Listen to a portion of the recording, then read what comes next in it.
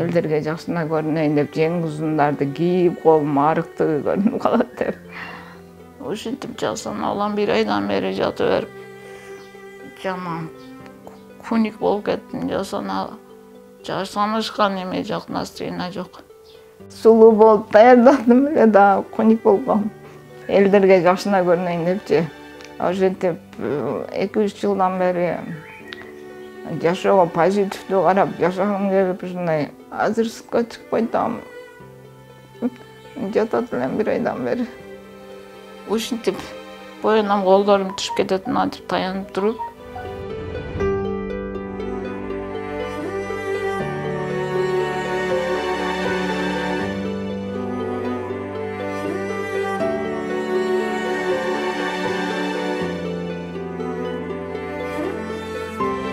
Саламатсыздарбы?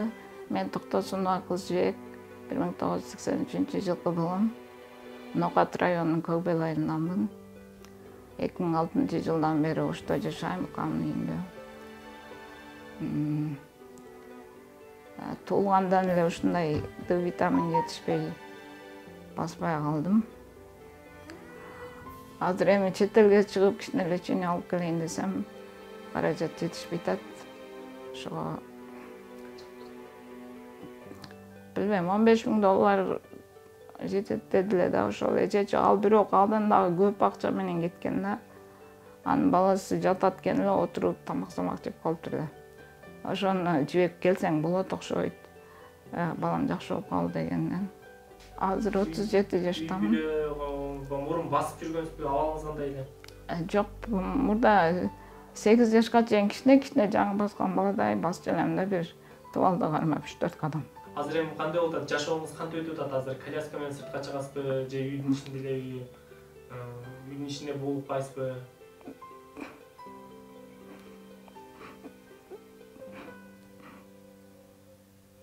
Сүйлөңүз, бейме каласыз, сүйлөгүнчө.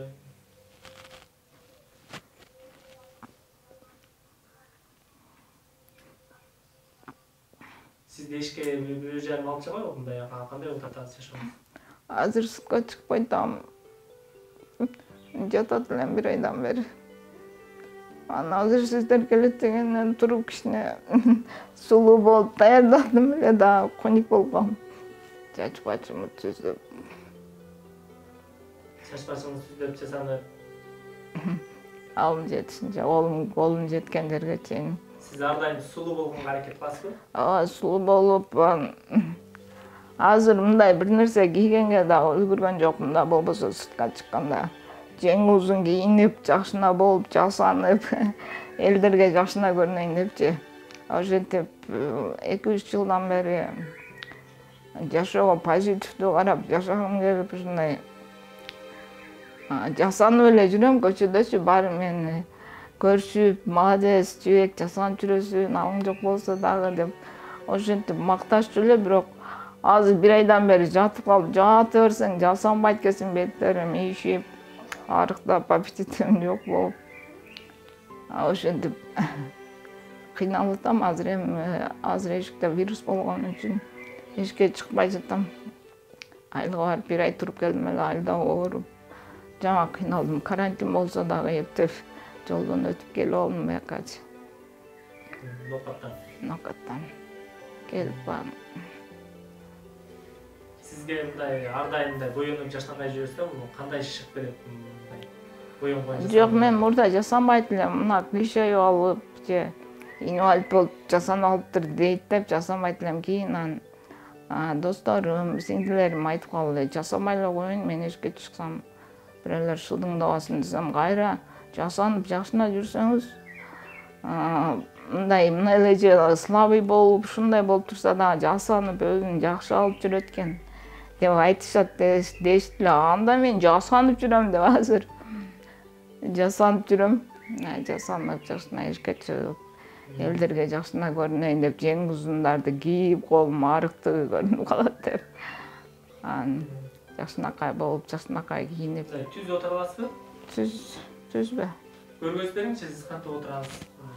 Мен ушундай эле отура алам. Мындай отурсам бир 5 мүнөт эле отурам да. Анан белим аркага тартып берген үчүн белимден болмо деп таянам да. Белиңиз мынтип кармап көрсөтүң, шишикпи? Жок, сиз өзүңүз көрүп алып мен көрсөтө албайм да. Жыгылып кетем. Чыгып кетесиз. Азыр зоргоп отурам да ошо. Белиңиз ушундай кыйшык экенде, Белим ошо жанакы видеодо да бар эле го, таласка барганда чыгарып салганда бир сыныкчычы. Өзү деле кыйшайса керек эле го, бирок унчалык кыйшайбаса керек эле деп ойлойм да. Ал омурткасы чыгып кетиптир деп балыкты майына чылап туруп дебелей берген да түз омурткаларыбыздычы. Ошого көп кыйшайып кетти окшойт деп ойлойм да. Ошого белим кичине кармачу эле, бир айдан бери белим кармабай жата берип бошуң атылып кетейин дейт жазсаңчы. Кайра туруп кичине отурам чай ичкенде. Ошентип. Сиз өзүңүз канча бүй туугансыз? Азыр 2 иним бар. 2 укам бар, алар ошо тиричилик менен жүрүшөт. Аларга айткан орто эле тиричиликтерин кылып атышат. Сиз эмне кыласыз бош учуруңузда? Бош учурумда мен 1-2 жыл мурундары бардык ишти кылат элем. Мындай кичине кылып таянып, белим ооруйт да, өлө ооруп кетет да таянбасамчы. Анан кичине мына колум кичине жардам берсем, сол колдоп жасап, гүлдөрдү жасаганмын. Бумага гүлдөрдү жасайм, токку майларды токуйм. Азыр ооруп калганым эч кимге айткан жокмун.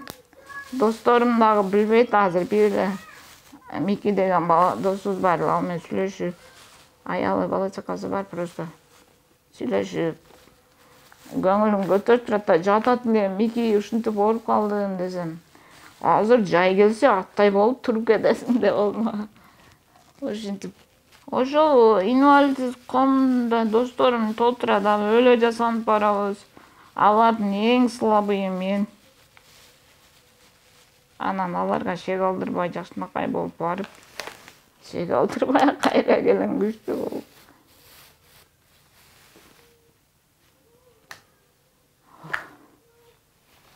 Ушул кошелокто өзүмдүкү. Ар кимдин өзүнүн үйү болгону жакшы экен негизичи. Анын үйдөгүлөр үй алып беребиз аракет кылып атышат. Бирок каражат жетишпей атат. Анан лечение мен кыялымда сонун үйүм болсо, жакшынакай жашаса, эми үйдөгү проблеманы айтышка болбойт да.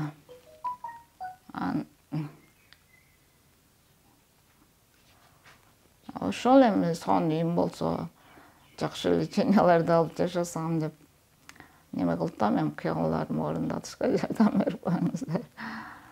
Ошо мен белим ооруп калды, болбойт да. Жатасызбы азыр? Кичине кыйнайып жата бериңчи. Мен кыйнай албайм да, кечке отурсам, кечке ушундай отурам же жатам да. Анан мындай кыйнайып жөлөнүп отура албайм да менчи. Кичине кыйындап көрүпчү, же кыйындап, наракы жылдар аласыз, азыр же кыйындап? Азыр жылап алам экен, билбейм. Бир аракет кылыңызчы.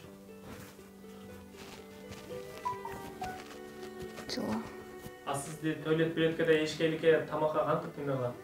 Тамакты азыр мурда кичине жаккан тамактарды жасап жей берет элем, азыр болсо жок, мага жасап берип атышат. Жасап коюп берип атышат. Туалетте кошуп, ошо үйдө болгон ким бар болсо карашат да. Жакшы кыймылдап албайт да. Жыгылып кетем. Билбейм, мен 30% жакшы болуп каласың, баспасаң дагы деп айтышат да. Анан колдорум алжок болуп атат да. Дары көп ичип, ашказандарым да иштебей атат да. Отура берип ошого иммунитет түшүп кетет да. Иммунитет түшүп. Басылбайсыз такыр. Азыр басылбайт ошо. Жөрмөлөй албайсызбы? Жок, мен ушундай кичине эле отуртам да, кайра жатам да. Өткөндө отура албай калдым эле, жатат элем. Өзү бирге чейин жаттым да, азыр жаган кичине туруп тамак жеп, кайра кичине эле жеп, кайра жатам, ушундай атам да. Өткөндө тура албай, отура албай калдым эле. Вообще мандан жок эле. Азыр кичине отуруп калдым, тамак жегенде отуруп, кайра жатып, мындай килемге жатам да. Бак жатсам кичине жакшыраак болот. Анан төшөктө калың салып отура албайм, жата албайм. Чукай салып жатып ошентем. Элсом 771 84-12-22. Анан счет сизге неме кылып коем да берки. Россияда укам бар эле ошол акчаларды. Сбербанктын номерин бересиз. Ооба, Россияда укам бар эле ошол. Счет аштырсаңыз неме кылайлы дедиле да ал дагы.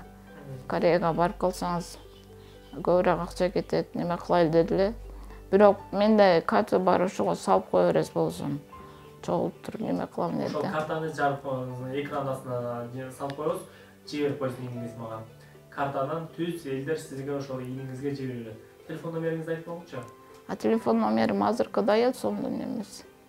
Айтпай. 771-84-12-22 телефон номерим. Ошого чалса WhatsApp дагы бар, WhatsApp бар.